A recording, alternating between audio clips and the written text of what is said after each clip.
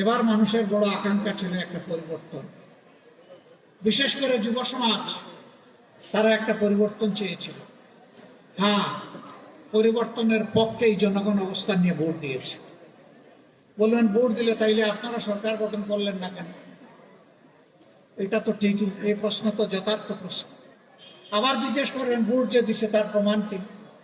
Vote দিছে তার প্রমাণ হলো আমরা জনগণকে বলেছিলাম আমরা সংস্কার চাই, আমরা নতুন বাংলাদেশ চাই, আমরা নতুন রাজনীতি চাই, আমরা পরিবর্তন চাই।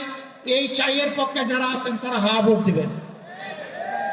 69% জনগণ হা ভোট দিয়েছে, এইটাই তার প্রমাণ।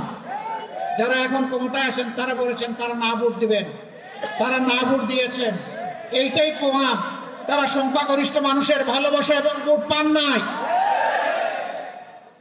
বিভিন্ন কায়দায় সেই ভোট নেওয়া হয়েছে। আমরা কায়দাগুলো এবার ভালো করে রপ্ত করেছি, চিনে নিয়েছি। আগামীবার সকল ঘাটে শক্ত পাহাড় আমরা সবাই মিলে দেবো ইনশাআল্লাহ। নারী পুরুষ সবাই মিলে দেব, আমাদের অধিকার আর কাউকে কেড়ে নিতে দেব না। এবার প্রশ্ন করতে পারেন, আপনারা যদি তাই বিশ্বাস করেন তাহলে শপথ নিয়ে আপনারা আবার সংসদে গেলেন কেন? হ্যাঁ, আমরা আপনাদের ভোটের যেটুকু মর্যাদার স্বীকৃতি হয়েছে তার অমর্যাদা আমরা করতে পারি না। আমরা সংসদে গিয়ে আমাদের পক্ষে কথা বলবো না, ইনশাআল্লাহ জনগণের পক্ষে কথা বলবো এবং আপনাদের অধিকার আদায় করে ছাড়ার চেষ্টা করব। কিছু লক্ষণ ভালো, যে কেউ ভালো কাজ করে আমরা তাকে ধন্যবাদ দেব।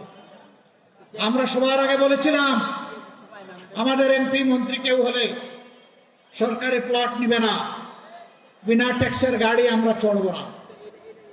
আলহামদুলিল্লাহ আমাদের রাস্তা ধরে সরকারি দল একই ঘোষণা দিয়েছে, তাদেরকে অভিনন্দন। আমরা বলেছিলাম প্রবাসের রেমিটেন্স যোদ্ধারা মারা যাওয়ার পরে তাদের লাশ নিয়ে টানাটানি ঠেলাঠেলি হবে না।